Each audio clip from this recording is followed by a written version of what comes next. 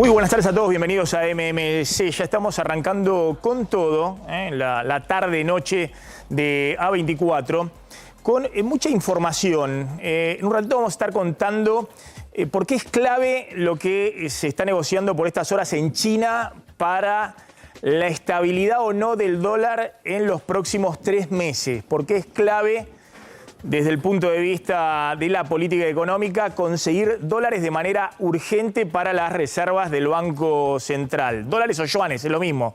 Divisas que permitan, de alguna manera, alivianar la situación muy dramática que vive el Banco Central, que está totalmente en rojo con sus reservas. En un ratito vamos a contar qué está pasando con los supermercados, el desabastecimiento que hay con algunos precios justos y la publicidad muy fuerte que hay entre el gobierno y las principales empresas del país. También vamos a contar la noticia política del día. Jorge Macri finalmente va a ser el candidato único, tanto de Larreta como de Patricia Bullrich, del PRO en la ciudad de Buenos Aires para enfrentar a Martín Lustó. Atención, porque hay una definición fuerte de Juntos por el Cambio que empieza a ver cómo se redefine todo el escenario político por la irrupción y la amenaza de Javier Milei. Atención, porque Milei obliga a Juntos por el Cambio a cerrar filas. Vamos a contar también la foto del día que ha generado mucho ruido, no solamente en la Argentina, sino en toda Latinoamérica, la foto de Lula y de Alberto Fernández con Maduro en la cumbre en Brasilia de los países latinoamericanos. Atención, porque esto ha generado muchas repercusiones y algunos cruces, sobre todo con los presidentes de Uruguay y también de Chile, con Gabriel Boric. Y vamos en un ratito a analizar qué está pasando con la clase media en este contexto de aceleración inflacionaria y de caída de los salarios y de los ingresos en términos reales. Van a ver la nueva escala, la pirámide de ingresos, dónde queda la clase media. Si la clase media en la Argentina se está acotando, se está achicando a su mínima expresión, siendo que la clase media es algo aspiracional. Todo el mundo van a las encuestas, le preguntan, el 80% de los argentinos se considera de clase media. Pero ojo que hoy, para pertenecer a la clase media, es un segmento cada vez más chiquito de la población, al menos en la pirámide de ingresos. Un ratito lo va a contar Guillermo Oliveto. Bueno, la noticia del día pasa, como les decía, por las gestiones que está haciendo el ministro de Economía, Sergio Massa. Está con una comitiva grande, está Máximo Kirchner, es una comitiva en la cual hay dos prioridades. Una es conseguir rápido divisas para el Banco Central, diría que es la prioridad, es sin duda la misión principal que tiene en este momento el ministro de Economía. Está el tema de las inversiones y también hay mucho condimento político. Está Máximo Kirchner, como les decía, también en la comitiva. Así que en un ratito Javier Calvo va a contar qué se está de alguna manera también negociando en términos políticos entre Massa y Máximo Kirchner también en China. Hoy la noticia que llega es que hay anuncios de inversiones de distintas empresas chinas en obras de infraestructura en la Argentina, y eso sumaría casi 1.000 millones de dólares.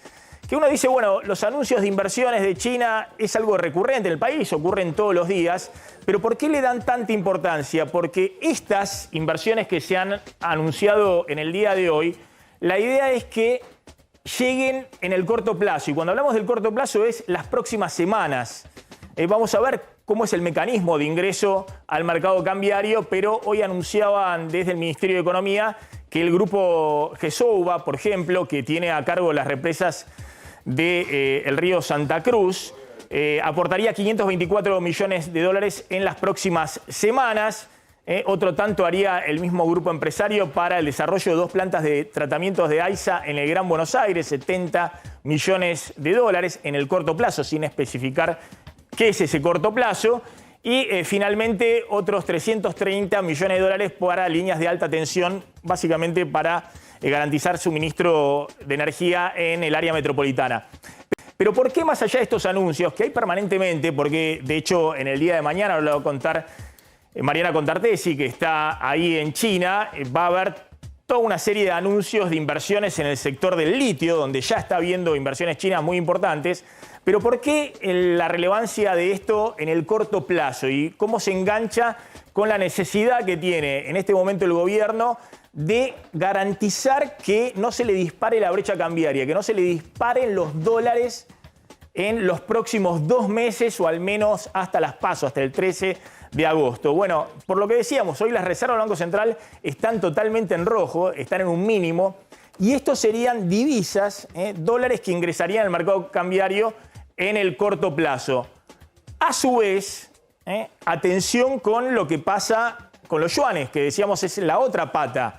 Lo que está buscando Massa y la reunión principal es ampliar el uso del swap de monedas con el Banco Central de China, ampliarlo de 5.000 a 8.000 millones de dólares, porque esto se viene utilizando todos los meses para pagar importaciones de China con yuanes, que es lo mismo que usar dólares.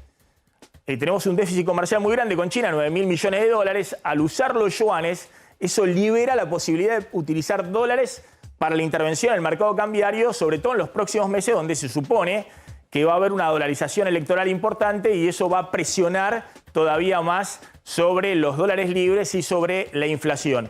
Está Mariana Contartesi ahí en China. Tengo entendido, ¿dónde está Mariana? ¿En Shanghái en este momento? Mariana, ¿qué tal? ¿Cómo estás? En Shanghái. ¿Qué tal, Maxi? Buenas tardes para vos. ¿Cómo estás? Sí, seguimos en Shanghái. Recién estamos partiendo el jueves hacia Beijing. De lo que contabas, en todo el detalle interesante que hacías, la clave de lo que ocurrió en la noche de ayer aquí en Shanghái es esto que planteó la comitiva y me señalaba un alto funcionario, que es casi 1.000 millones de dólares que esperan que antes del 15 de julio ingresen a las arcas del Banco Central. Entre los 524 millones de dólares que planteaba que aporta GESOUBA, otros 330 millones de dólares que son de anticipos de obras y los 70 millones que es una red local de la localidad bonaerense de La Ferrer, que todo eso va directamente a las reservas del Banco Central, como la síntesis que planteabas de todo lo que ayer fue relevante en estas reuniones. Acá formalmente es miércoles y es el segundo día de actividades y hoy está enfocado en litio, Maxi, y fundamentalmente en la incorporación de la provincia de Salta con sus salares para la producción del litio. En este triángulo del litio que conformamos Argentina, Chile y Bolivia, y que hoy tiene plantas en Catamarca y en Jujuy, es incorporar a Salta, en este caso el salar Arizaro y el salar de Diablillos. Es la propuesta de hacer construcción de plantas de litio e incorporando a la provincia de Salta. Va a haber también reuniones con la Cámara de Comercio Argentino-China, donde se van a incorporar unos 20 empresarios a esta temática, y va a haber reunión de trabajo con autoridades de la empresa Ganfeng Lithium. Así que hoy te digo, ayer fue día eléctrico, hoy es día litio para la comitiva, muy enfocado en eso y en generación de divisas. Mariana, a ver, nosotros contamos que está todo el tema de las inversiones, que es algo que viene con China ya hace tiempo, pero también yo he visto en el comunicado del Ministerio de Economía donde se recalca que estos anuncios ayudan a fortalecer las reservas en el corto plazo, porque venimos contando que más allá de lo que ocurra ahora, se ve venir para los próximos meses la típica dolarización electoral. Ahora lo vamos a contar desde que hay PASO en el 2011, en 6 elecciones, todas las elecciones que hubo desde el 2011, entre agosto y noviembre hay una dolarización muy fuerte. El Banco Central vende dólares para evitar una devaluación, un salto cambiario mayor. Y para eso hay que acumular dólares o divisas. Los yuanes es lo mismo en las reservas. También está prevista, eso es cuando recién, el jueves, la reunión con el Banco Central de China y la reunión con el nuevo Banco de Desarrollo de los BRICS. Exactamente, está prevista para el jueves, es la última actividad y fuerte que van a tener Massa y la comitiva acá en Shanghái para después irse a Beijing al resto de la gira política. La reunión es con Dilma Rousseff, que ya Dilma Rousseff, Maxi, estuvo ayer con Miguel Pese con el titular del Banco Central. Y acordaron buscar también líneas de financiamiento para la Argentina. O sea que ya hubo una reunión previa ayer y se corona el día jueves entre Dilma y Sergio Massa. Eso por un lado, como reuniones en el plano económico. El otro está apuntado, más allá de lo que hoy se logre en inversiones para litio, también está apuntado a los acuerdos comerciales que Argentina pueda hacer con China. Vos sabés bien que estos son a mediano / largo plazo, porque hoy se pueden firmar acuerdos de entendimiento, pero estamos hablando de al menos 3-4 meses para empezar a generarse recursos, y lo que necesita Massa también, que es el ingreso de divisas para fortalecer las reservas. Pero sobre todo, lo que se está apuntando en este viaje, y el jueves es un día importante, lo que me anticipaban ayer es que el jueves va a haber anuncios, donde va a involucrar a Miguel Pese, el titular del Banco Central, con su par chino, del Banco Popular Chino, donde ahí va a haber anuncios. Lo dejaron en el más absoluto hermetismo, pero dijeron presten atención al día jueves porque va a haber anuncios importantes y evidentemente va a tener que ver con la generación de fondos. Exactamente, con el swap de monedas, ver si de los 5.000 millones de dólares de libre disponibilidad que hoy se pueden usar de los yuanes, se puede sumar a 8.000 millones de dólares. Pues se está utilizando muy rápidamente. Se está usando mucho para importar, porque obviamente para mantener los mecanismos de importación que hay mensualmente con China, ya son casi 3.000 millones de dólares que se están usando de ese swap de monedas. Y bueno, la idea es tener dólares para los próximos 3 o 4 meses y liberar dólares de las reservas que entren por la balanza comercial para poder vender en el mercado cambiario. ¿Qué pasa con, Mariana, qué pasa con el tema de un poco la comidilla política? Digamos, Máximo Kirchner, ahí lo veíamos en algunas fotos, en todas las reuniones y en el protocolo con los empresarios chinos. ¿Cuál es un poco el rol de Máximo Kirchner en toda este protocolo, este viaje? La frase fue gestualidad política. La presencia de Máximo Kirchner, apoyo a las gestiones de Sergio Massa y el armado del frente político, que cuando vuelvan a Buenos Aires está claro que hay que definir cómo va a ser la representación del Frente de Todos para las presidenciales. Esto es en lo político. Participó Máximo Kirchner de algunas reuniones, no tuvo contacto con la prensa, estábamos allí en el hotel. La verdad es que ha decidido vía un comunicado, lo único resaltar lo que ha sido con la empresa china Gesouba, el proceso de obras en Santa Cruz y sobre todo de las represas, Kirchner y Zepernik. Y te diría que para Máximo Kirchner va a haber otra agenda en la cual va a estar acompañado por Cecilia Moró, que es la presidenta de la Cámara de Diputados, que políticamente es una agenda importante acá en China. Vos sabés que me señalaban que Cecilia Moró, que en realidad en la línea sucesoria también es la tercera, como presidenta de la Cámara de Diputados, va a ser recibida por el presidente de la Asamblea Popular de China, que es el órgano que también elige, remueve y hace todos los controles y la administración de lo público, además del rol preponderante que tiene Xi Jinping en este tercer mandato que finaliza en 2028. Y en esas reuniones va a estar Máximo Kirchner, así que vamos a encontrarnos con fotos políticas donde Cecilia Moró, Máximo Kirchner van a estar reunidos con los máximos representantes del gobierno chino. En lo político, Maxi, cuando consultamos, viste, yo estoy utilizando la palabra, la gambetean, porque lo que plantean es nuestra prioridad es generar recursos, buscar financiamiento de obras, y no estamos en la chiquita de ver quién va en la lista o cómo armamos la lista en algún distrito. Esta fue la frase que uno de los importantes dirigentes que está dentro de esta comitiva planteaba en la noche de ayer acá en Shanghái. La verdad es que también el ingreso de Máximo Kirchner, por primera vez elige salir del país y en un viaje de estas características, está claro que es una lectura de aval político al socio más importante que tiene el Frente de Todos, que es Sergio Massa, pero también mostrar que desde China, cuando regresen a Buenos Aires, van a faltar menos de 20 días, Maxi, para definir qué va a pasar con el Frente de Todos y quién o quiénes, si es que deciden en una paso, serán los candidatos o el candidato a presidente. Si va a haber una fórmula Massa Guado de Pedro o si va a ser Guado de Pedro el candidato del Frente de Todos. como anticipó ayer acá Javier Calvo, y en todo caso Massa va a ser candidato a senador en la provincia de Buenos Aires. Mariana, abriendo un poquito ahí el plano, porque ¿cómo es Shanghái? Contanos algo ahí de Shanghái. Sabés que tenía unos yuanes acá que me había dejado Carlito González Prieto. Ya los gastaste. Y los gasté. Sí. Los gasté cuando fui al chino. No. Obviamente los yuanes, hoy en la Argentina te los aceptan en todos lados los yuanes. Son divisas. Cuando decimos los yuanes, es moneda dura. Los yuanes es moneda dura. 7 yuanes por dólar es moneda dura. Los pesos no te los aceptan mirá lo que tengo para, en ningún lado, pero los mirá lo yuanes... que tengo para mostrarte. Opa, esos son 100 yuanes. O sea, eso es... Claro, dividido hagan por la 7. cuenta ahí. $1 son 7 yuanes. Claro. Claro, $1 son 7 yuanes. Ahí está, no, ese es uno, ese ahí con Mao, ese es poderoso. Bueno, de esos tenemos 18.000 millones de dólares en la reserva del Banco Central, pero nos dejan usar por ahora 5.000 millones. Y después de esta reunión con el presidente del Banco Central de China, la idea es que se puedan usar 8.000 millones de dólares.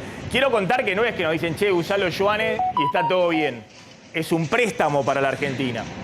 Es decir, algún día va a haber que reintegrar esos yuanes y obviamente no se los vamos a reintegrar con pesos. En algún momento o tendremos balanza comercial positiva con China y lo pagaremos con yuanes, o habrá que buscar dólares para comprar yuanes y devolverles el préstamo, que además devenga una tasa de interés también. Sí, y vos sabés que acá la moneda de ellos, como vos lo has comentado en innumerables oportunidades, es muy fuerte. Y va en detrimento del dólar. Yo creo que te contaba también que después de la pandemia, el 90% del intercambio comercial de todo tipo se hace vía aplicaciones por QR. Las tarjetas de crédito están en segundo lugar y bastante lejos. Hoy, tener un billete así, yo voy y pago, porque fue lo que cambié cuando llegué al aeropuerto. Y vos sabés que ayer nos tomamos un taxi, eran 20 yuanes porque era un trayecto bastante corto, le pagué con 100 y no le gustó que le pagara con 100, porque realmente esto es dinero para acá, para China. El salario promedio en Shanghái, digo Shanghái porque cada distrito es un mundo aparte por su economía, por la cantidad de habitantes. Digo, Shanghái tiene más de 26 millones, Beijing tiene más de 21 millones de habitantes. Digo, donde estoy es la mitad de la población de la Argentina en un espacio más reducido. Pero el salario promedio en Shanghái es de 7.000 yuanes.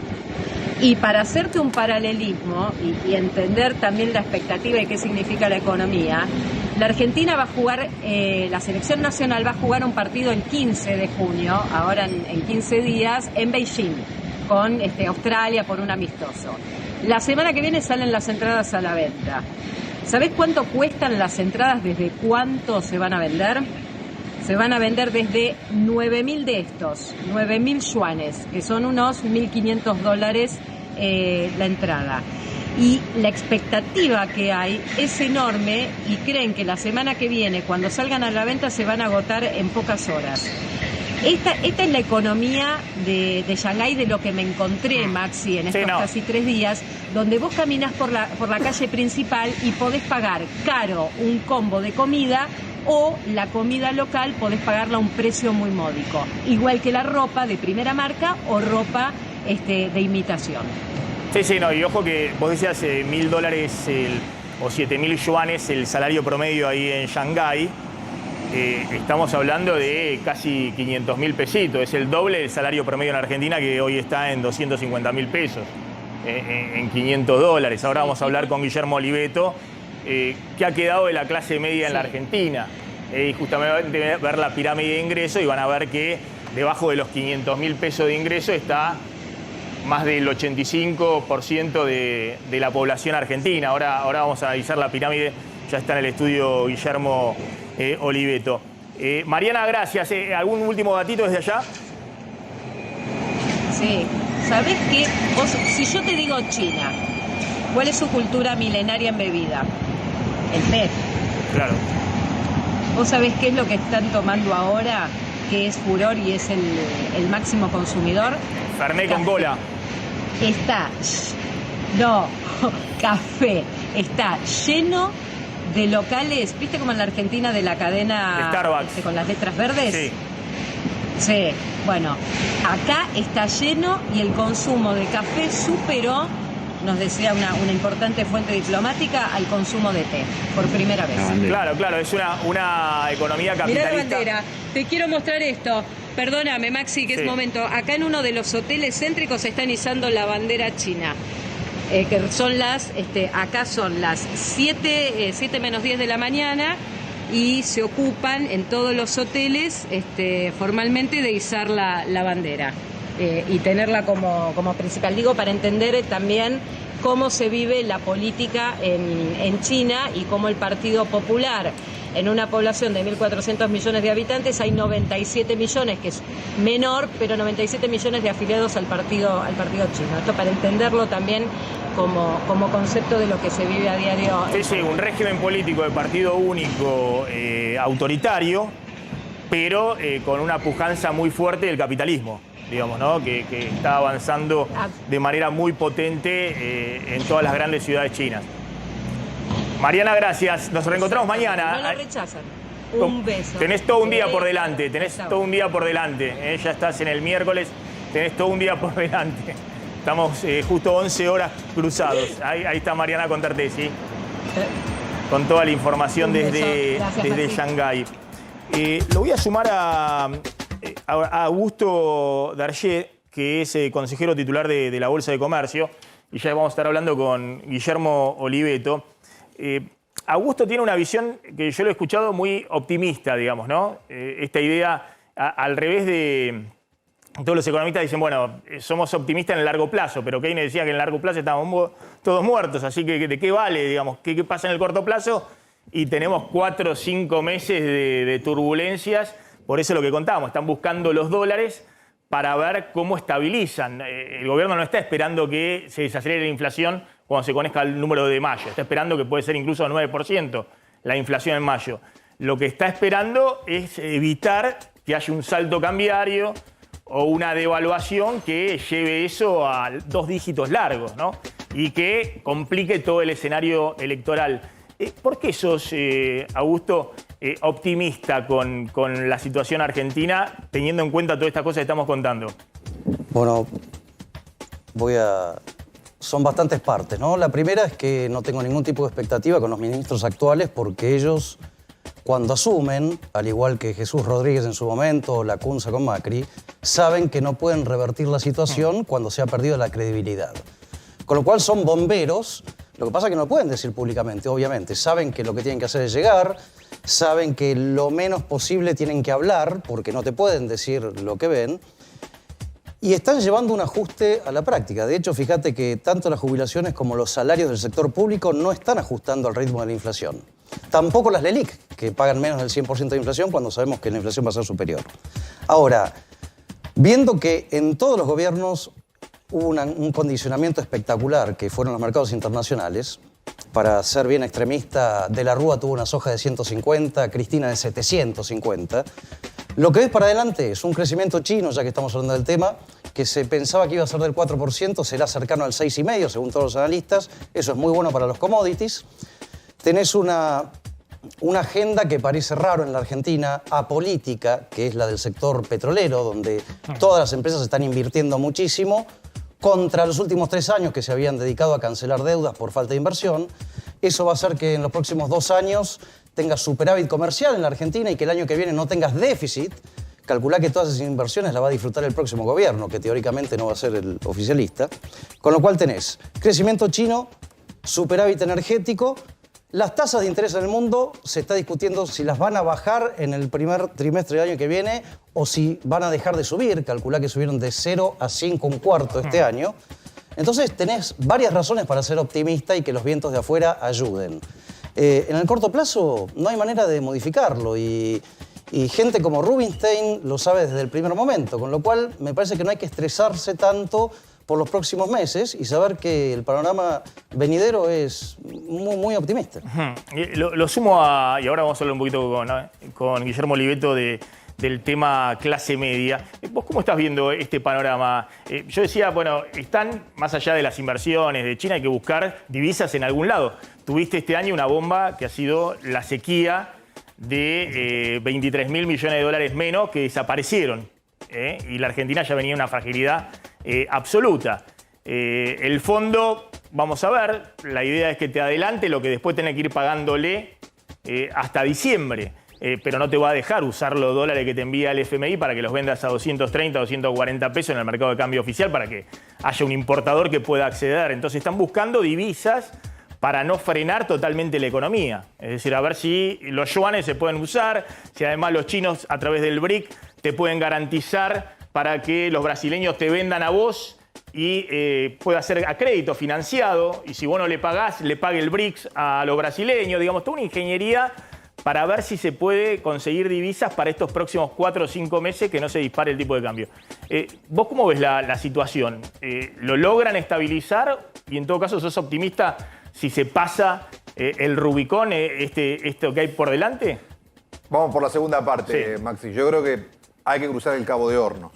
Después está el Caribe, ¿viste? Después puede llegar a ver mucho sol, pero primero hay que cruzar por ahí, ¿no? Entonces, y creo que ese es el debate de lo que viene. Yo pocas veces vi tanto consenso con la oportunidad de la Argentina como en este momento.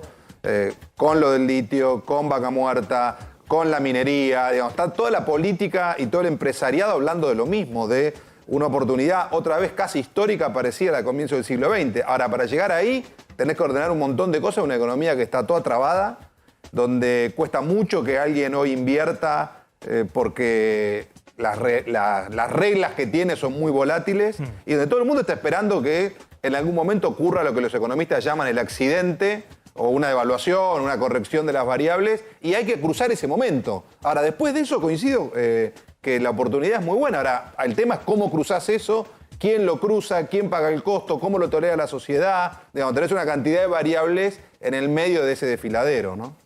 A ver, voy a mostrar algo que es típico en la economía argentina, ¿no? Que es tasa versus dólar. Esto en las últimas 5 décadas, todos los gobiernos cuando tienen la necesidad de evitar una devaluación, que no se le dispare el tipo de cambio porque se le espiraliza la inflación, empiezan a jugar con la tasa de interés para dar un atractivo a los ahorros en pesos. Es decir, está viendo dolarización, hay gente que compra dólar en los mercados libres, pero está usándolo con el excedente que tiene en el bolsillo, alguno que tiene en el bolsillo, que tiene en la cuenta corriente, en la caja de ahorro y demás. El problema es que no se vayan los depósitos. Hay 30.000 millones de dólares al tipo de cambio libre de depósito en pesos, de gente que está aprovechando la tasa de interés. También hay, obviamente, empresas que no pueden dolarizarse porque si compran dólar en el libre no pueden después acceder al oficial para poder importar. Pero por ahora se mantienen estables los depósitos en pesos. Entonces le voy a preguntar a Augusto Barguet, que ha visto esta situación repetida muchas veces en la Argentina, bueno, si es lógico hacer esta cuenta, ¿no? Que la hacen los bancos. Con la última suba de tasa de interés, 97% anual, que si uno va renovando el capital de los intereses del plazo fijo es 154% anual, es decir, se hacen estas cuentas. Si uno hace ahora, a partir del jueves, el 1 de junio, un plazo fijo por 3 meses, que justamente va a terminar venciendo a fines de agosto, es decir, después de las PASO, el dólar tendría que subir a 620 pesos o por arriba de eso para que el plazo fijo pierda frente al dólar, ¿no? Esa es la cuenta básica, 8% mensual paga la nueva tasa de interés, es un interés compuesto, se va acumulando mes a mes. Bueno, si uno tiene un plazo fijo y lo deja hasta fines de diciembre, haciéndolo ahora en estos días, 7 meses, el dólar tendría que subir arriba de 840 pesos para que el plazo fijo pierda frente al dólar. Y si uno mira el larguísimo plazo de Argentina, que es de acá a un año, el dólar a fines de mayo, si uno hace ahora mañana, un plazo fijo tendría que subir arriba de 1.250 pesos. Ese dólar que hoy está en 490, 495 pesos.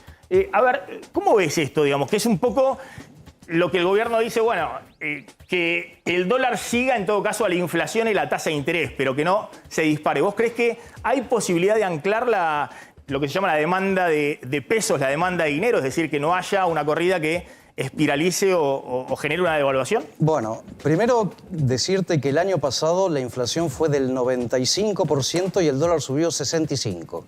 30 puntos menos. Este año el dólar está igual que la inflación. Lo que vemos además, para decirte que no soy el único optimista, la bolsa en dólares el año pasado subió 30% y en lo que va del año está 20% arriba en dólares. Como dijiste, no hay para nada caída de depósitos, la gran mayoría de depósitos está en manos de empresas. Hay tantos cepos que justamente no ves un traslado de pesos hacia el dólar. Yo creo que va a seguir el optimismo y el optimismo de mucha gente, como lo muestra la bolsa del año pasado y de ahora, hace que justamente esa demanda se vea apaciguada por los que venden dólares para comprar acciones. Entonces, sí, yo no estoy para nada dramático en esta situación. Hemos visto, a mi modo de ver, momentos mucho más álgidos que el actual.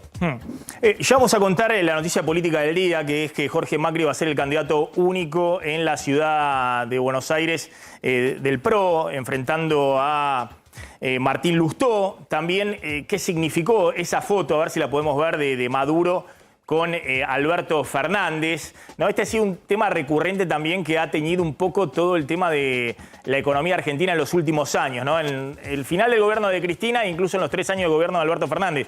El gobierno estaba desesperado por cerrar un acuerdo con el fondo, pero había una discusión de si el gobierno iba a Venezuela o iba a Washington. Es obvio que el gobierno fue a Washington, y lo diría que fue bastante genuflexo a Washington. Fue como van en general los gobiernos argentinos cuando tienen que ir a Washington, digamos, a pasar la gorra como pueden y a pedir alguna ayudita, algún ayudín.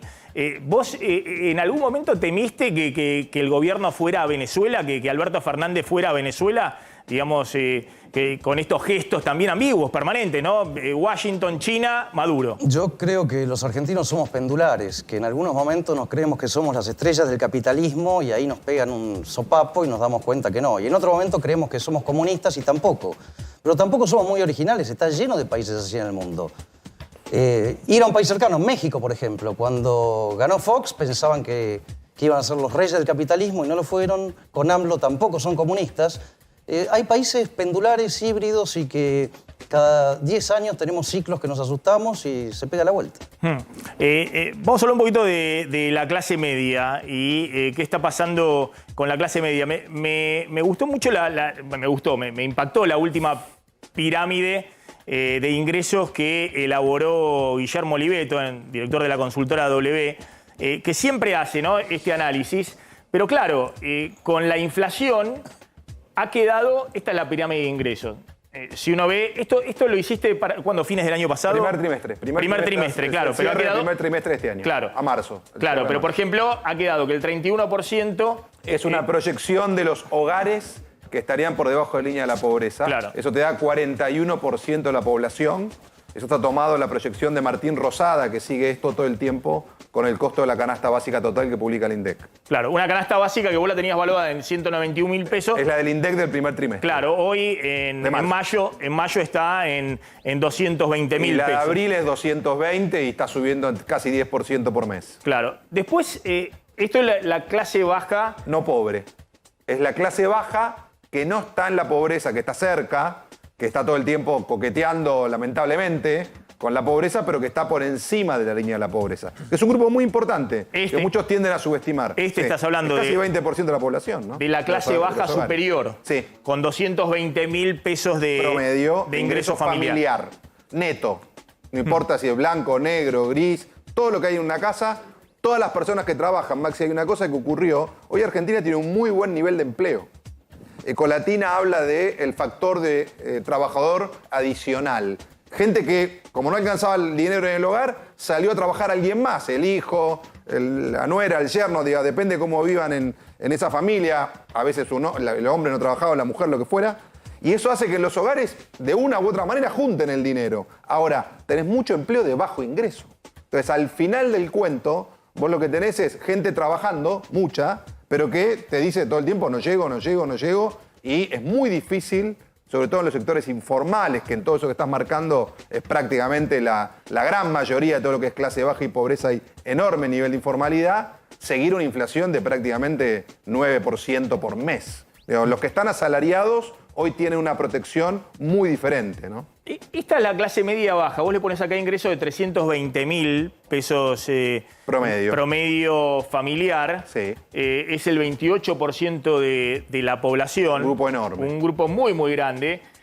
Obviamente estos ingresos se van moviendo, pero se van moviendo menos de la inflación, ¿no? Si decimos que ya la línea de pobreza está en 220, 230.000 pesos, bueno, es una clase media permanentemente acechada, ¿no? Por caer bajo de la línea.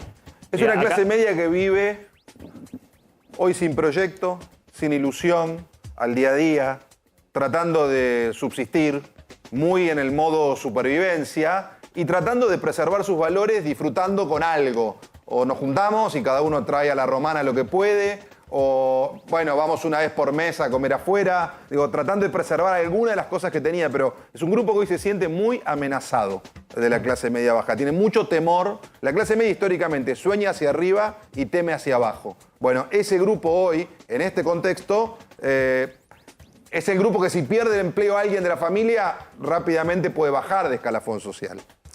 Y después ponés la clase media alta, que acaba de generar mucha polémica, digamos, pero hay una gran subdeclaración de ingresos, obviamente.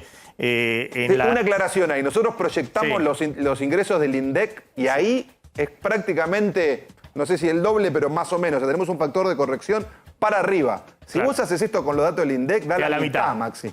Bueno, vos ponés acá clase media alta con 600.000 pesos. 600.000 pesos son 1.500 dólares. Claro, da 1.500 dólares. Claro. Sí. Uno puede decir, bueno, este sector social puede tener algunos dólares ahorrados en el colchón de otra etapa y demás. Pero hoy con 600.000 pesos, ¿por qué la metes acá en la clase media alta? Bueno, primero porque eso es lo que... Es lo que quedó en la pirámide. Lo que dan la EPH del INDEC y todos los cálculos que hicimos. Ahora, el problema es que todo el mundo tiende a pensar solamente en el flujo y no en el stock. Y este país tiene mucho stock. Para empezar, tiene 400.000 millones de dólares fuera del sistema, digamos. Pero además, tiene bienes como inmuebles. 65% de la población es dueña de su inmueble grande, chico, mediano o lo que fuera. Y esas cosas las tenés. Ahora, ¿cuál es el problema? Muchos hijos de esas familias te dicen, los jóvenes, somos la generación que no va a tener nada. Que no me puedo comprar una casa, no me puedo comprar un auto. Y ahora ya no puedo pagar ni el alquiler. Conclusión, me voy. Y ese es el problema que está habiendo mucho en esas familias. Los que dependen del flujo, porque por ahí todavía no tienen ninguna herencia, dicen, no, bueno, yo voy a buscar mi futuro en otro país. Este sector social que vos decís, el 17% de la población, ¿no? 600.000 pesos de ingreso promedio, es un sector social que siempre mandó a los chicos al colegio privado. Los manda. Hoy los manda. Tiene prepaga. Sí.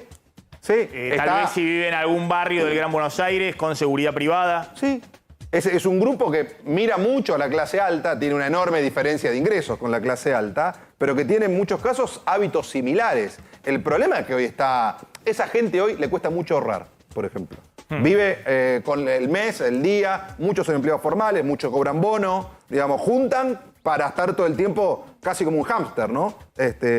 Girando la ruedita. El problema es que dicen, ¿y cómo va a ser el día que necesito un ahorro si hoy no lo puedo generar? Entonces, el problema de esta pirámide social, Maxi, es que hoy cuando vos la pasás a dólares, la clase media tiene un ingreso en dólares.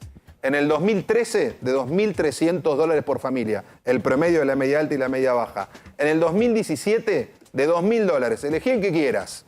2013, 2017, dos escenarios políticos muy distintos. Hoy es 1.080.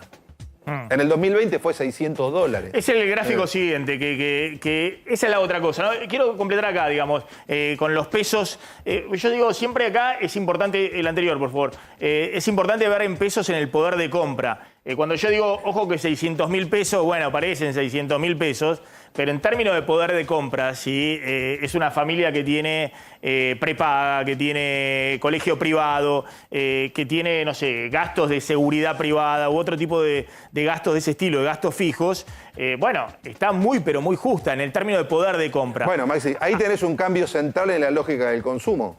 Vos tenés los 3 bienes de largo plazo, hoy inmuebles se venden la mitad que en el 2017, el último pico que tuvo la economía. Autos se venden 40%. Viajes al exterior, la mitad de la gente. Claro. O sea, entonces, ¿qué está gastando esa gente? todo lo que hoy, Salir cine, a comer 43% arriba, restaurante, turismo interno, shoppings, en general, tenías ropa que se compraba en Miami y hoy se compra en Argentina. Esto es lo que mueve el consumo hoy que vemos en los lugares, si se quiere. Totalmente. Y es cierto, ahí es verdad, ¿eh? Digo, quien dice eso está diciendo la verdad. No es mentira. El problema es que esa gente te dice, ¿por qué consumo esto? Pues no puedo comprar ninguna otra cosa. Y después pones el ABC1, el 5% de la población con ingresos promedio de 1,5 millones de pesos. Sí. Por supuesto, es de 900.000 para arriba. Después te dicen, claro. ¿dónde están los ricos? Bueno, es el 0,2%. El 0,2% del total no está acá considerado. Historia, pero sí. Y esto es lo mismo, tiene los mismos hábitos de consumo que la clase media alta. La clase alta todavía sigue mirando el mundo. Digamos, tiene menos mundo que antes. Si antes viajaba 3 veces por año, ahora por ahí viaja una. Digamos, pero la gran diferencia es que la clase alta hoy puede seguir accediendo al mundo, la media alta le cuesta cada vez más. No estamos hablando de los ricos de la Argentina, que obviamente son el 0,2% y que estamos hablando de los que tienen un buen pasar. Muchos claro. son universitarios de ese segmento. Y visto en dólares, fíjense la curva de... Claro, visto en dólares, absolutamente llorar, está totalmente deprimido. Lo que decíamos, en Shanghái tienen un ingreso en dólares superior a la mayoría de la población argentina, que es la placa siguiente. Claro, depende de los periodos también de atraso cambiario. Cuando Cristina dice, teníamos los salarios más grandes, más altos en dólares y demás, también coincidían con un atraso cambiario muy grande. A valores de hoy, el dólar en 2012, 2013 era un dólar muy atrasado, era un dólar de 230 pesos a valores de hoy.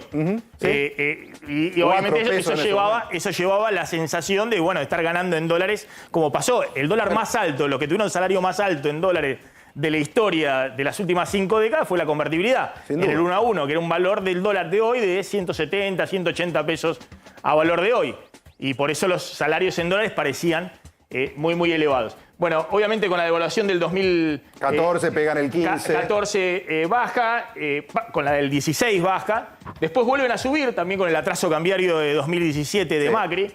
Casi a $2.000 promedio. Esto es las familias de clase media, el promedio de clase media alta más clase media baja ponderado, ¿no? Según el y después la caída muy fuerte a partir de la devaluación de 2018-2019. Después tenés la pandemia. El derrumbe de la pandemia con la devaluación y ahora se recupera, pero a $1.000 promedio. Estamos hablando de 500.000 pesos promedio. Sí. Estamos hablando de la mitad de lo que era. Por eso, y acá coincido algo con Augusto. ¿Qué es lo bueno de lo malo? No podemos estar tan mal. Digo, no vuelvas a 2.000, pero podés estar en 1.500, debieras poder. Digo, Argentina da para mucho más que eso. Entonces, ¿qué es lo bueno de lo malo de todo lo que estamos viendo? Yo diría 2 cosas. Una, que en términos de poder adquisitivo en dólares no podemos estar tan mal. 2, que la sociedad tiene un nivel de pesimismo, de apatía y de abulia que cuando cambien algunas cosas debería generarte una energía de revitalización y de entusiasmo que hoy no se ve. Bueno, un poco lo que decimos, ¿no? Siempre después de grandes crisis, lo que pasa es que es una crisis muy larga, la última de 2018 hasta la actualidad, devaluación permanente, inflación en tasas elevadísimas permanentes, en algún momento el dólar se tiene que estabilizar porque los dólares del colchón tienen que salir. En ese momento los precios y los salarios le tienen que ganar en la evolución al dólar. Y de esa manera, obviamente, el poder de compra del dólar tiene que disminuir en la Argentina y tienen que mejorar en dólares los salarios y los precios de la Argentina. No le puedes, por año no le puede... Eso ya pasó muchas veces. A los chilenos, a los uruguayos, a los brasileños, Argentina regalada. Eso en algún momento tiene que cambiar. La pregunta es ¿cuándo? Me hiciste acordar al 89. En el proceso hiperinflacionario, al final, la gente estaba muy deprimida, las embajadas abarrotadas de gente que se quería ir afuera. Teníamos veda de carne, teníamos veda de electricidad, los bancos y las bolsas abrían a la 1. La gente estaba sumamente deprimida, altísima inflación y gran recesión. 2 años más tarde, éramos más caros que el país más caro del mundo, que en ese momento era Inglaterra. Con lo cual, cambiar las expectativas, y como bien dijo el señor, hay 400.000 millones de dólares declarados en la Argentina, y la economía es nada más que confianza. Esto lo das vuelta rápidamente, y lo que está viendo hoy, que inclusive en el oficialismo y en toda la oposición, todos hablan de política de shock, de unificación de tipo de cambio, de prolijidad fiscal, de incentivar las inversiones, de apostar a las exportaciones, con lo cual me cuesta mucho ser negativo con lo que viene. Augusto, Guillermo, gracias. Muy amable, como siempre, muy interesante escucharlo. Bueno, lo subo a Hugo Aime, que es acá el experto en peronismo, ¿no? El peronólogo. Es un encuestador. Es un nuevo título. Que encuesta para, obviamente, todos los gobiernos, pero tiene, digamos, un anclaje fuerte en el peronismo. Yo siempre digo, los gobiernos pasan, ahí me queda, digamos, ¿no? Encuestando. Y está viendo un fenómeno, la pregunta, en esto que estamos viendo, la radiografía de la Argentina, un fenómeno raro, que ahora vamos a tratar con Javier Calvo, que es la irrupción de Milei y la pregunta de dónde salen también los votos de Milei, que lo han llevado también, creo que en tus encuestas, a una situación de paridad con Juntos por el Cambio y el Frente de Todos. Mira, el tema Milei es el siguiente. En la medida en que la dirigencia política no da respuesta y hay inflación, crece Milei. Ahora, Milei crece porque canta 2 canciones. Tiene un álbum de 12, ¿no? De 12 canciones. Canta 2 que las canta bien, que es dolarización y terminemos con la grieta. Entonces, cuando la gente se engancha con eso, Milei a mí me llegó a dar 36 puntos de voto en una primera vuelta, para que nos ubiquemos. Pero hoy tiene 28 ya. ¿Por qué? Porque aparte de cantar dolarización y todo esto... No, más que terminemos con la grieta es la casta, digamos, claro, la denuncia del fracaso de los políticos. Claro, bueno, dolarización y terminemos con la casta. Entonces, cuando él empieza a cantar otras canciones, empieza a caer. No se puede sostener. ¿Por qué? Porque ¿de dónde le vienen los votos a Milei? Básicamente, le chupaba un 35% de los votos a los que votaron a Macri y más o menos llegó a chupar un 20% a los que votaron a Alberto en 2019 para tener un patrón. Ahora, eso se está empezando a revertir en el caso del peronismo. Entonces ya le chupa un 10 nada más. Y entonces, por ejemplo, el último mes, donde el peronismo empezó a decir, che, ojo que podemos salir terceros, a juntarse, Cristina a aparecer, eso empezó lentamente a revertirse junto con las victorias del Perón en las provincias. En el caso de Juntos, yo te digo, Juntos por el Cambio, que dejó de ser cambio y venía muy complicado, también empezó a recuperar. Entonces, y Milei empieza lentamente a caer. Es un voto de hombres, fuertemente de hombres, de mujeres. O sea, si la votan, te doy un número cualquiera. Si el 40% de hombres lo vota, solamente el 20% de las mujeres lo vota. Porque no, le cuesta mucho entrar entre las mujeres. ¿Jóvenes? Es un voto de jóvenes, sí, ahí tiene como el 40 y pico por ciento. ¿Arrasa en los menores de cuánto? No, menores de 30 arrasa. Milei fuertemente. Ya en la edad de 30 a 50 también ha entrado menos. Ahora, en todo este análisis, que es lo que tenemos en la... Yo fui uno de los primeros que dije, ojo, Milei. Ahora digo, miren que Milei empezó a caer. Y hay un fenómeno que yo estoy empezando a ver, que es el desinterés de un sector importante de la población respecto a las elecciones presidenciales. No hay más de un 20 o 30% que te dice... Mirá, si gana Juntos por el Cambio, te dice un 28, un 30%, pueden cambiar las cosas. Si gana Milei un 26 o un 28, si gana el peronismo un 22. O sea, la posibilidad de que la gente vea que esto se puede revertir, ahora, complicado. Te voy a hacer una pregunta, sí. La dejo picando para contar un poco también lo de Jorge Macri. Somos conscientes de que con este escenario económico... obviamente hay un voto opositor mayoritario en la sociedad, ¿o me equivoco? Digamos que dice que pase el que siga. Hay un voto de pase el que siga, estoy totalmente de acuerdo, pero te diría... Como esa oposición está dividida... No hay nadie que enamore. No, es que no hay nadie que enamore. Entonces, ¿qué pasa? Si vos me dices hoy escenarios de segunda vuelta, objetivamente gana la oposición. O gana Patricia, o gana Larreta, o gana Milei. Ahora... hay un problema con las encuestas, te lo vuelvo a repetir. Tenés una oferta que no representa nada, porque los partidos políticos representaban coaliciones sociales. Esto no representa nada. Estábamos viendo la pirámide que nos mostraba Oliveto. Vos fíjate que el sector bajo es el que vota al peronismo. Y es el que la está pasando peor y siguen votando peronismo. Pero claro, están desencantados, entonces no quieren ir a votar. Y los sectores, ¿quiénes quieren ir a votar? Los sectores altos y los medios, que son plenamente opositores. Ahora, en la Argentina la elección no la definen ni los altos ni los medios, lo define la clase media-baja. Y ahí el oficialismo está perdiendo.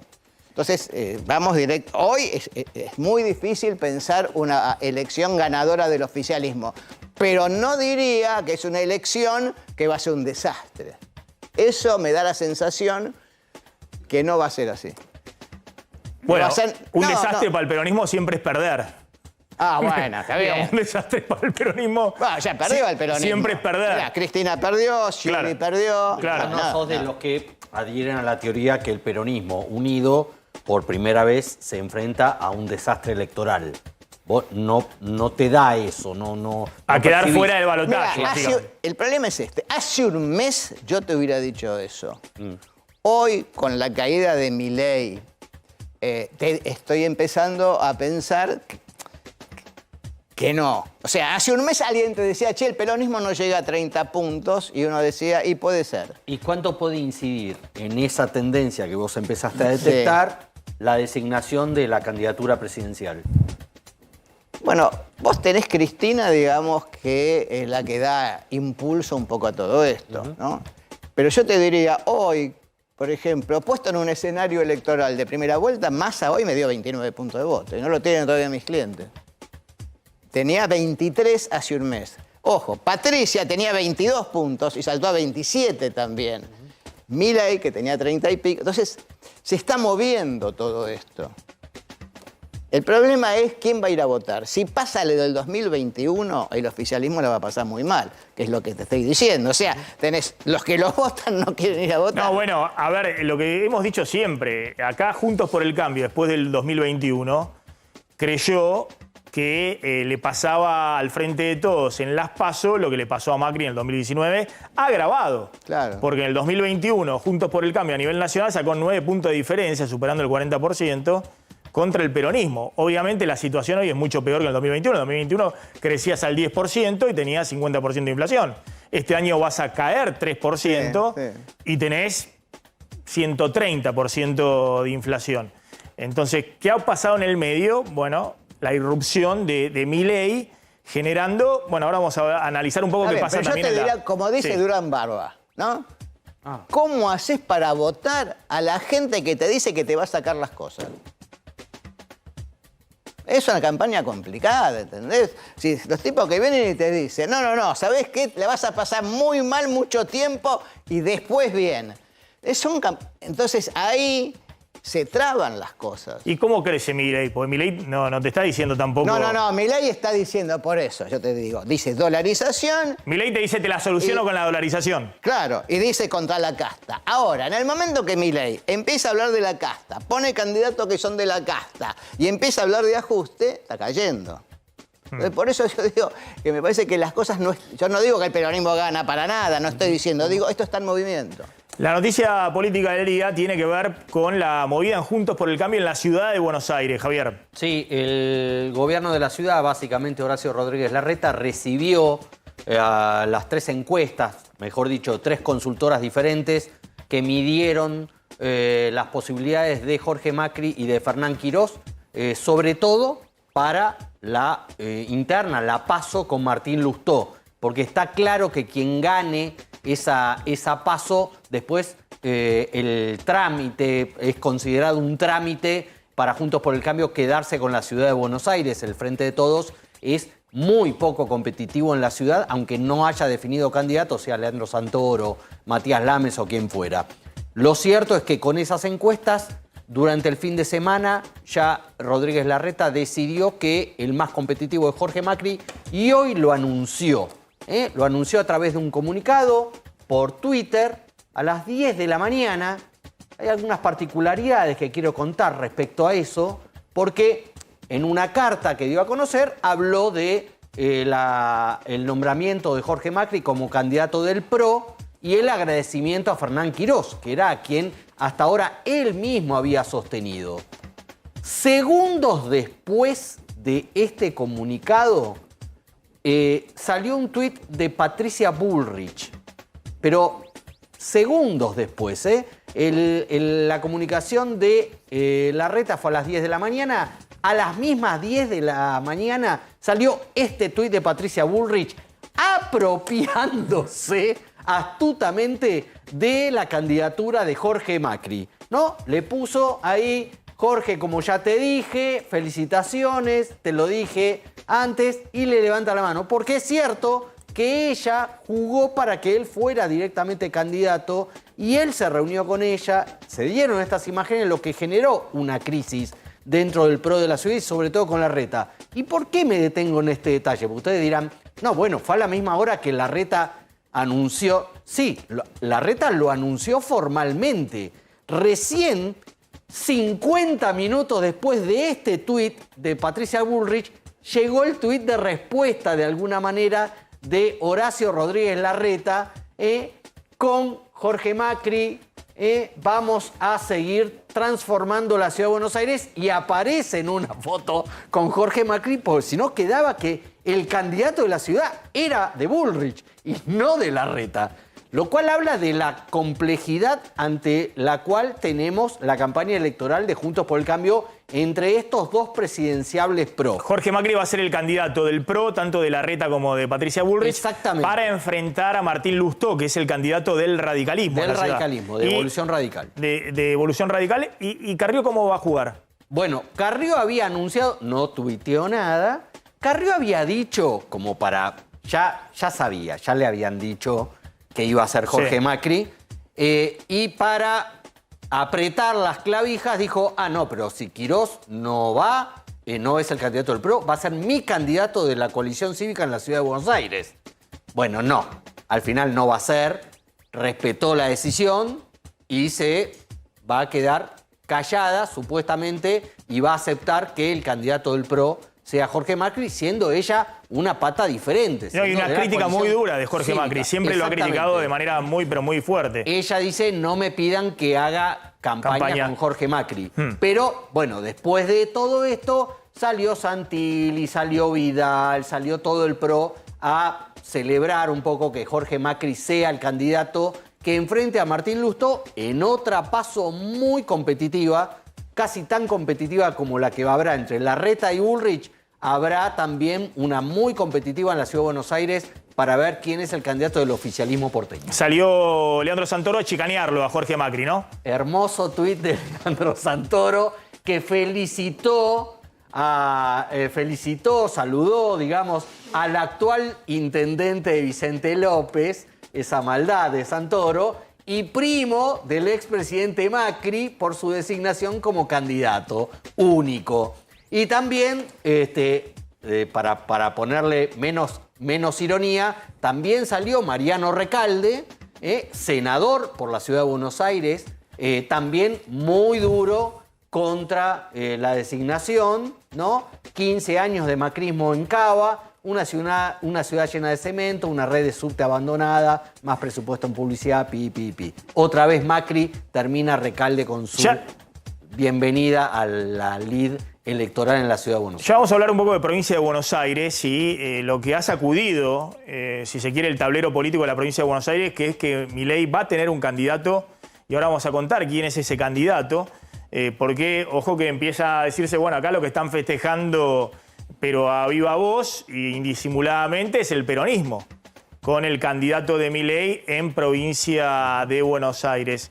Pero, ¿qué ha pasado en los mercados cambiarios en el día de hoy? Bueno, un mercado estabilizado, un dólar paralelo que continuó en 492, 493 pesos y los dólares financieros, el contado con liqui, con una baja bastante importante del 3%, son aproximadamente 14 pesos, 470 pesos. Eso tiene que ver con las últimas medidas de regulación que sacó la Comisión Nacional de Valores, el gobierno, de imponer, digamos, límites a algunas transacciones cambiarias con algunos bonos. Bueno, esto impactó a favor porque bajó el contado con liqui, el dólar bolsa se mantuvo en 462 pesos y el Banco Central logró comprar hoy 82 millones de dólares, esto es un 20% de lo que aportó el dólar soja. Sí, hoy hubo muchos pagos de energía que se hicieron, además de pagos también que había atrasados de importaciones, pero fíjense lo que publicó la Bolsa de Cereales,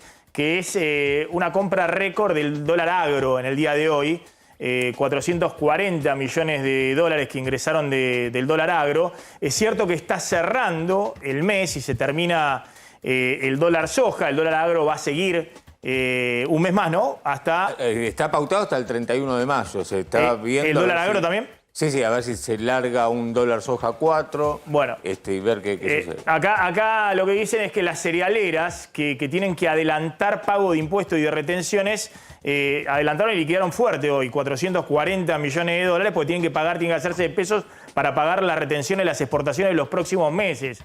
Y fíjense ahí en el cuadro, finalmente el dólar agro y dólar soja 3 acumuló ya 4.000 millones de dólares, venía muy por debajo del soja 1 y del soja 2, pero como tiene un plazo de tiempo mayor, bueno, está sumando 4.000 millones de dólares. De todas maneras, el tema es, bueno, si se termina esto, hay que conseguir dólares por algún lado, porque se termina el dólar agro y obviamente las liquidaciones van a ser mucho menores de lo que han sido hasta ahora. Me voy a la provincia de Buenos Aires, donde Milei ha designado, Javier Calvo... Todavía no formalmente, lo están, viste, lo están poniendo, probando. Lo están probando, están viendo qué pasa. Bueno, y hay algunos sectores que ya lo están poniendo al espiedo, digamos. A Guillermo Britos, actual intendente de Chivilcoy, ex comisario de la bonaerense, ayer lo contábamos. Es casi seguro, impectore lo tiene Javier Milei para designarlo candidato a gobernador de La Libertad Avanza.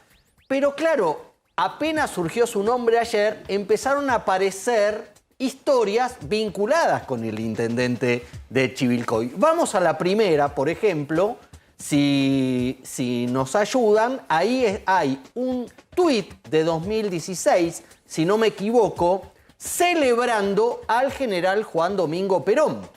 Guillermo Britos, que no se presentó formalmente dentro del Partido Justicialista. Pero Después tenemos boletas electorales. No me apures.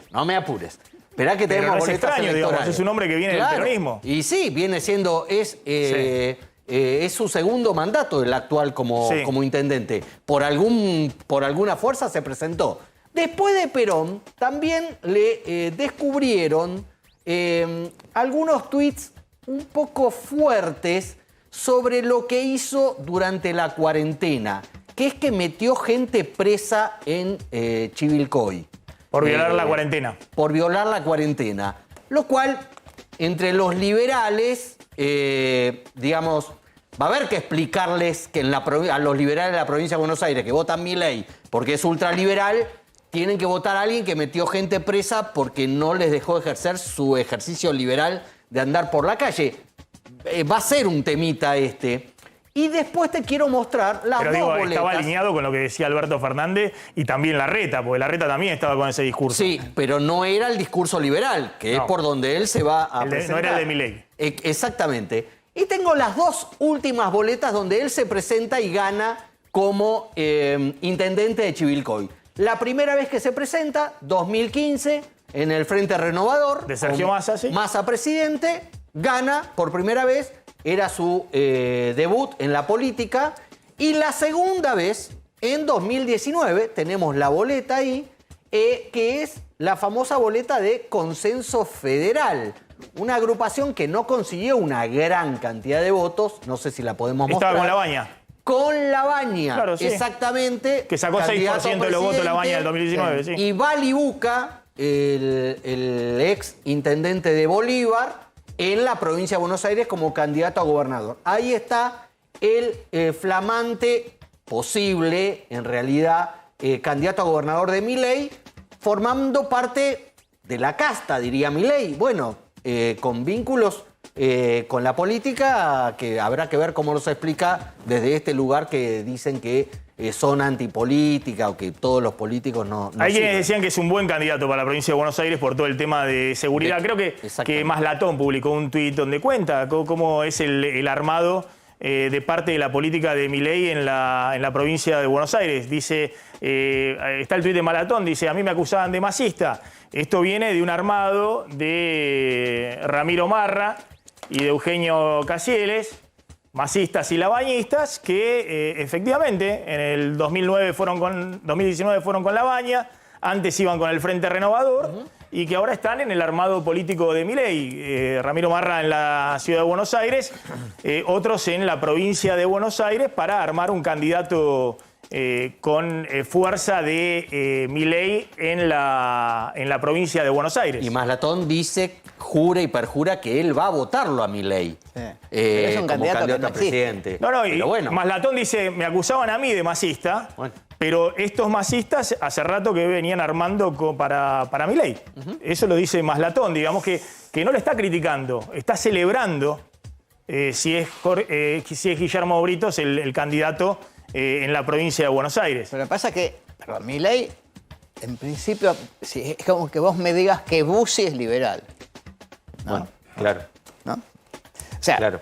yo entiendo que Milei dice, vamos por el liberalismo en la economía y vamos a resolver el tema de la seguridad. Y arma con lo que puede. Y arma con lo que puede.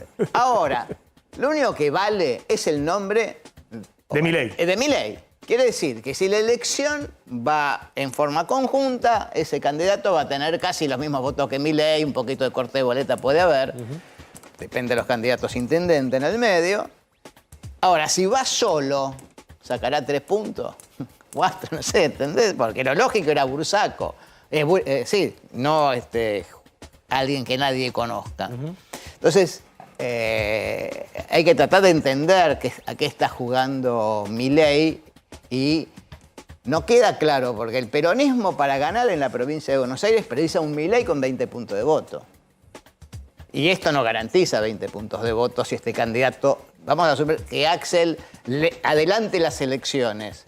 Vas a una elección totalmente polarizada. Ahora volvemos con esa discusión. Vos decís que si Milei saca 25, 28% a nivel nacional en la provincia de Buenos Aires, con cualquier candidato no saca 20 puntos con la elección simultánea, ¿no? En la provincia de Buenos Aires. No, yo no digo, yo digo que sí. Que sí, No, yo obviamente. digo que, o sea, que el candidato que ponga Milei tiene que ir con Milei. Claro, Si no, tiene si que ir va en la elección unificada. Sí, claro, si la ¿Eh? elección va separada, Axel adelanta la elección, el candidato no saca votos, eso digo. En un ratito después de la tanda vamos a hablar de la foto de Maduro con Alberto Fernández y Lula, porque ha generado mucho ruido, muchas repercusiones esa foto en Brasilia.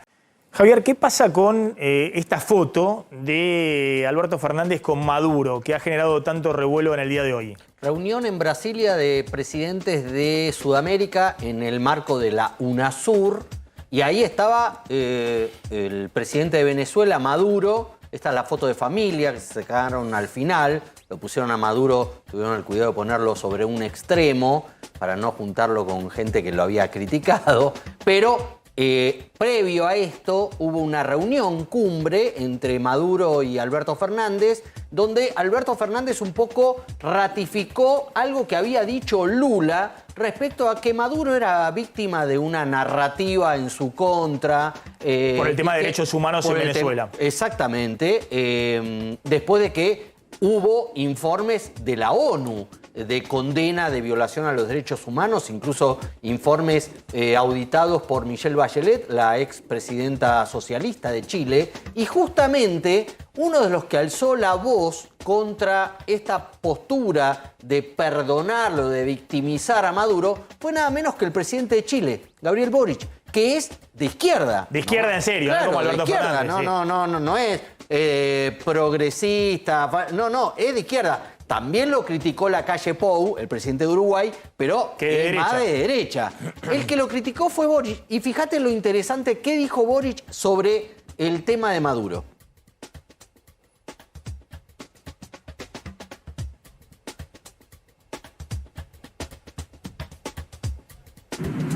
Es necesario hacerse cargo de que para muchos de nosotros es la primera oportunidad que tenemos de compartir en un mismo espacio multilateral con el presidente de Venezuela, Nicolás Maduro. Y que, la verdad, nos alegra que Venezuela retorne a las instancias multilaterales, porque creemos que en estos espacios es donde se resuelven los problemas y no con declaraciones en donde solamente nos atacamos los unos a los otros. Eso, sin embargo, no puede significar meter debajo de la alfombra o hacer la vista gorda frente a temas que para nosotros son de principios e importantes. Y ahí yo manifesté respetuosamente que tenía una discrepancia con lo que señaló el presidente Lula el día de ayer. en el sentido en que la situación de derechos humanos en Venezuela era una construcción narrativa. No es una construcción narrativa, es una realidad, es seria, y he tenido la oportunidad de verla en los ojos y en el dolor de cientos de miles de venezolanos que hoy día están en nuestra patria y que exigen también una posición firme y clara respecto a que los derechos humanos deben ser respetados siempre y en todo lugar, independiente del color político del gobernante de turno. Y eso aplica para todos nosotros. Y eso desde nuestro punto de vista, como gobierno chileno y en particular yo como un presidente de izquierda, creo que era importante manifestarlo de frente a Nicolás Maduro en esta primera oportunidad que teníamos de encontrarnos. Fuertemente una crítica a lo que había dicho Lula respecto a Nicolás Maduro, que los derechos humanos en Venezuela, el tema de las denuncias y demás, era una narrativa. Y que avaló a Alberto Fernández. Bueno, claro, la pregunta es, claro, Alberto Fernández, que no es un presidente de izquierda, nunca fue de izquierda, fue peronista, su nacimiento en la política son las alianzas con Caballo en la ciudad de Buenos Aires. Digo, en este momento, todo lo que signifique Maduro en una campaña electoral en la Argentina va para atrás, ¿o no? Sí, Resta. Resta. Porque se ven los venezolanos que vienen huyendo de Venezuela acá y cuentan historias terribles. Lo que pasa es que si Alberto... Primero que Alberto siempre se vendió como el que podía intermediar en lograr que vuelva la democracia a Venezuela, por un lado. Y además si lo plantea Lula, que es su principal aliado y al que está pidiendo, por favor, claro, conseguime dólares, no lo va a contradecir. Está haciendo seguidismo de Lula, claro, porque necesita hoy a Lula. No lo necesita Maduro, Alberto, pero sí lo necesita Lula. ¿Qué pasó, Cecilia, con este muchacho asesinado en Aldo Bonzi? La mañana de ayer, Emilio Gabriel Gessi iba a trabajar, salió con su camioneta, lo interceptan unos delincuentes y él se resiste y le disparan por la espalda. Ahora, ¿qué tenemos acá? Tenemos un homicidio más en ocasión de robo en uno de los distritos más populosos del país, en el más importante de la provincia de Buenos Aires. Tuvimos el homicidio de Daniel Barrientos hace un poco más de un mes. Tuvimos hace 4 días el colectivero que terminó con los golpes a Bernie. Tuvimos un nene que hace muy pocos días murió baleado en un homicidio. Y bueno, en el video lo que estamos viendo ahora es cómo trata de defenderse de este homicidio de estas personas que van, lo atacan y le disparan por la espalda. Lo que querían era llevarse la camioneta. En ese momento, él lo que estaba tratando de hacer era ir a su trabajo. Había pedido entrar antes, vendía autoparte justamente. Quería entrar antes para llevar a su futura esposa al médico. Y terminó así. Lo que está sucediendo en La Matanza son estos homicidios muy violentos. No tenemos estadísticas actuales. La única estadística que tenemos es del año pasado de la Procuración General de la provincia, donde muestra en Este es un informe oficial de la Procuración de la provincia. Exactamente, de 2022. Sí.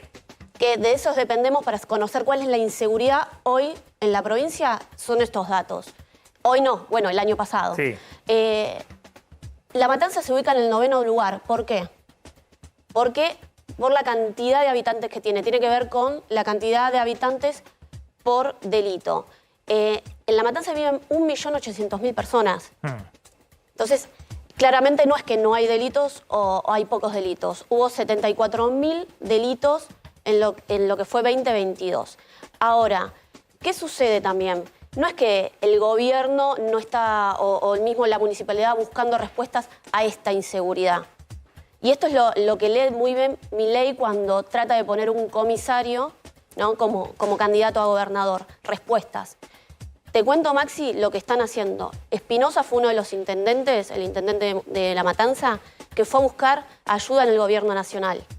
Se conformó un comando unificado. Hoy en La Matanza hay 700 gendarmes. Están esperando 1000 más. También lo que hizo Bernie fue tener 350 efectivos del UTOI, esta fuerza de respuesta inmediata, y quiere llevarla también a más de 1000.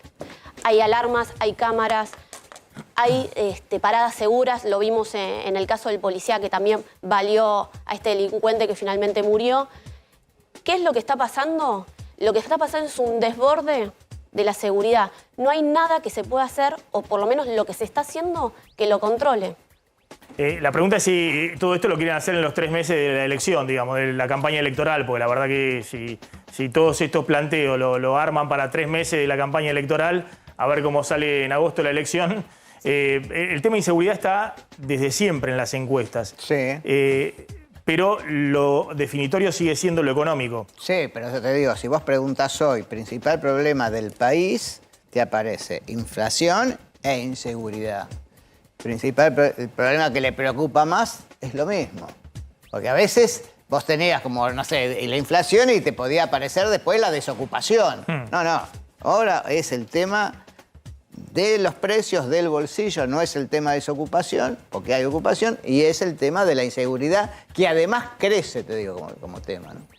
Gracias, Hugo Jaime. Cerrame con el dato este de la pelea entre el gobierno y supermercados, grandes empresas, por el tema de precios justos y el abastecimiento. Claro, es el tema que con el medio de la inflación acelerada, sobre todo en alimentos, ¿qué hacen las empresas? Cada una se quiere resguardar, se quiere cubrir y la manera que lo hacen es teniendo, digamos, acumulando los stocks, no sacando la mercadería a la calle. Por eso cualquiera de nosotros que va a hacer compras a los supermercados lo que se da cuenta es que cada vez hay más vacíos en las góndolas, y esto tiene que ver con el atraso que están llevando a cabo los fabricantes en las entregas a los supermercados que a su vez hacen pedido de más porque saben que hoy es más beneficioso acumular mercadería, sobre todo, por ejemplo, alimentos secos o productos de limpieza, productos de higiene, que tienen vencimiento largo y que de otra manera, si lo que tienen son pesos en la calle dando vueltas, con la